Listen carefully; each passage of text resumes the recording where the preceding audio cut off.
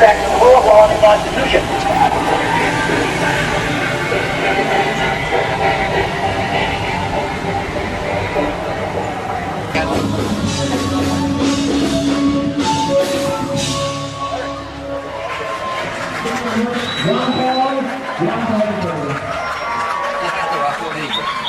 Yeah, they have just one of those.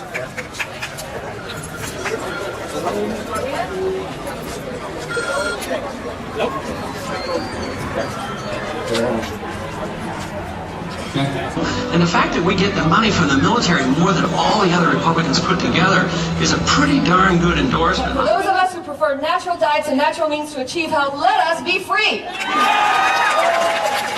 And even MDs, like my father, are thrilled to vote for Dr. Paul because Dr. Paul supports medical doctors in their desire to be free from the government and corporate America. Giving the power back to the doctor. Now, most Americans over 45, most baby boomers like me, depend on the mainstream media to inform them. And the mainstream media is silent on all these health issues, just as they are silent on Dr. Paul. The masses are being put to sleep by the mainstream media. What is it going to take for these people to wake up? When the National Service Act, a draft for men and women aged 18 to 42, is enforced? When we lose our rights to eat fresh raw food and take herbal and nutritional supplements? When people are imprisoned for hate speech crimes of speaking out against the government? When the dollar is so worthless that people are living in the streets and using the dollar as Kleenex? Only one thing is certain. The shift will hit the fan, and we will take our country back. Because in 1694, the Bank of England began issuing money substitutes. They had a great technological invention. They would have the gold stay in the vault, and then they would issue scripts, and those warehouse receipts would circulate as currency. But of course, there was a credit expansion and then a contraction, and the whole system blew up, and the queen on the throne called on the wisest person at the time, Isaac Newton, and he developed the gold standard.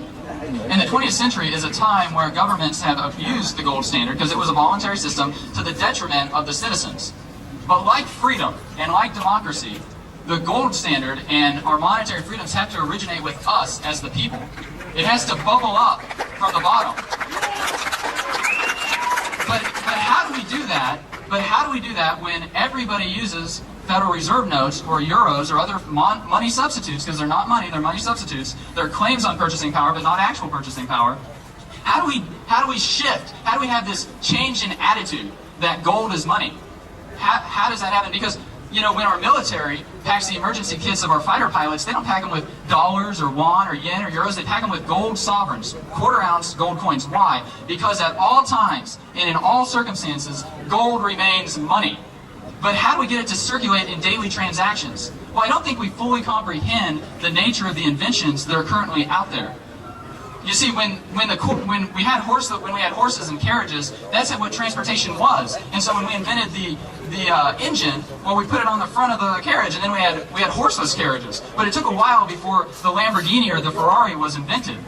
Well, so likewise, this idea of having credit cards and money substitutes circulate as money when we have the internet, well, we've totally missed the whole power of the invention.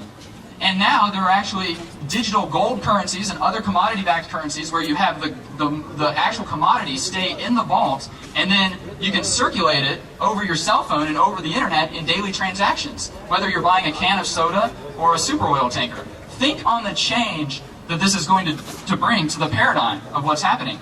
And this credit expansion that I mentioned, as it contracts, what happens is people move to the next most liquid assets. So we had a major worldwide stock market crash. And why did that happen? It's because people are moving to stuff that is safer and more liquid. So they sell the stocks in order to move into treasury bills. Well, now treasury bills have a negative real return. That means if you hold your capital in treasury bills, you lose purchasing power. Because the CPI is 4.1% and T-bills yield 2.3%. So you're losing purchasing power. So where are they going to go? They're going to run to gold. And then it's going to circulate in daily transactions over the internet. It's a whole new level of currency that has been developed. And if you visit the website, runtogold.com, you can learn more about how this functions and how it works and what the effects are going to be. But we haven't even begun to see the corrections that are going to happen. During the Great Depression, you could buy the entire Dow with 1 to 3 ounces of gold.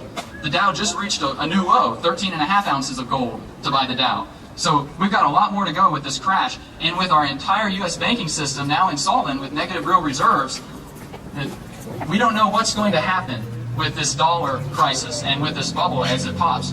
And for a lot of us, we want to shout, well, just bring it on.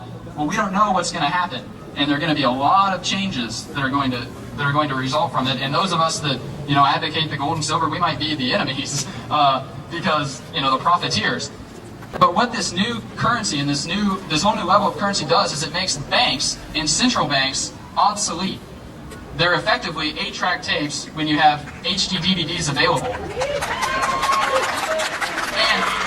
And if we, as individuals, begin to circulate these currencies in daily transactions, we will regain the right to money, and because we will have control over the gold. And he who has the gold makes the rules. Took work off yesterday and attended a little Hillary rally at San Diego State. Give it up for Hillary Clinton.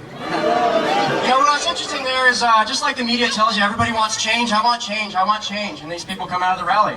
And they go, yeah, well, I'm for Hillary because I want change. And I said, Bush, Clinton, Bush, Clinton, Bush, Clinton. It sounds like the same song to me. And then this Barack guy comes over here and he says, I want change. And I said, well, let's change it from Halliburton to the Carlyle Group. Nice change, guys. And then, you get to the Republicans, and this guy comes up to me and goes, I'm for McCain because he always stands by what he believes in. And I thought, yeah.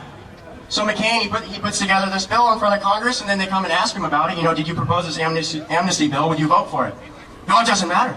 It doesn't matter because we would never vote on it. Well, Mr. McCain, what if we did have to vote on it? Oh, well, it wouldn't come up. Well, that doesn't sound like the guy who really stands in what he believes in. He's been banking on the faith that his own bill will not come up to vote so that he doesn't have to make it.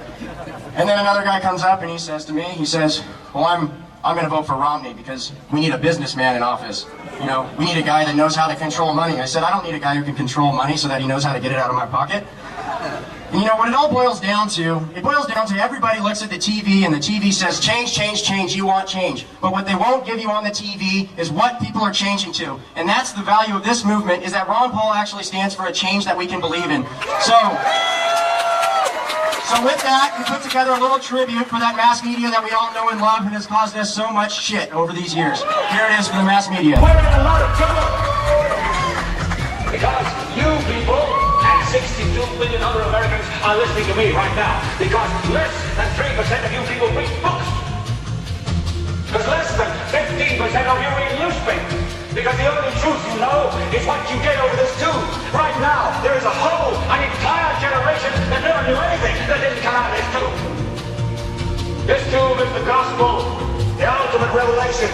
This tube can make or break presidents, popes, prime ministers. This tube is the most awesome goddamn force in the whole godless world. And woe is us if it don't hold in the hands of the wrong people. And when the largest company in the world controls the most awesome goddamn propaganda force in the whole godless world, who knows what shit will be taken the truth on this network.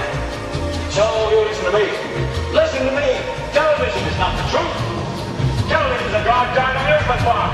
Television is a circus, a carnival, a traveling troupe of acrobats, storytellers, dancers, singers, jugglers, sideshow freaks, lion tamers, and football players. We're the border-killing business. But you people sit there day after day, night after night, all ages, colors, creeds. Well, you know, you're beginning to believe the illusions we're spinning here. You're beginning to think that the tube is reality and that your own lives are unreal. You do whatever the tube tells you. You dress like a tube, you eat like a tube, you raise your children like a tube, you even think like a tube. This is mass madness, you maniacs. In God's name, you people are the real thing. We are the illusion. Ron Paul.